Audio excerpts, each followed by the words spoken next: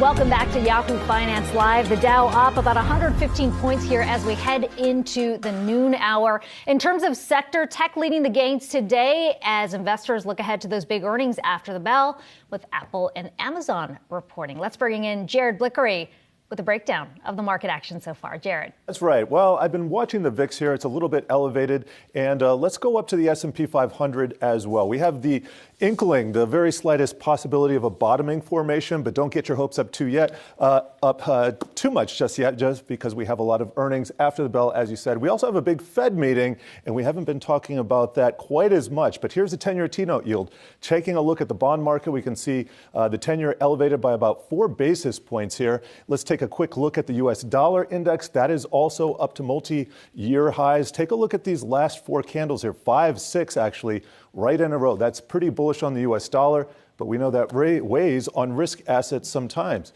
Now let's take a look at the sector action. We can see communication services. Well, that houses Facebook, so not surprisingly, that's up about 2%, followed by tech, utilities, energy. All of those are outperforming.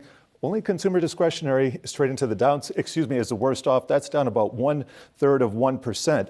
Now, we also have to take a look at the travel sector, and we can see a lot of green on the screen here. Airbnb up about 2%. And as you said, we're focusing on earnings. So just want to show you the earnings that have come out since yesterday. That's after the bell yesterday, also this morning. And something interesting kind of showing here. All the big guys, all those are in green. Some of the little guys in red here, some of them very much in the red. Teladoc, ouch, getting sliced in half. Align Technologies down 20%. Hertz down 10%. Yeah, in terms of big tech, Jared, you get the sense that there was this big sigh of relief yesterday after Meta reported. We've got some other names on tap. We already mentioned Apple, Amazon, and then Robinhood. What are we expecting there? Well, I'll tell you what, this comes just days after they announced that they're slicing their workforce in half. It's trading at a record low right now. I do have some numbers for you from Bloomberg. For the first quarter, the street estimates are net revenue of $352.9 million. There's going to be a lot of focus on the crypto revenue estimate. That's $56.1 million. Monthly active users, 18.2 million.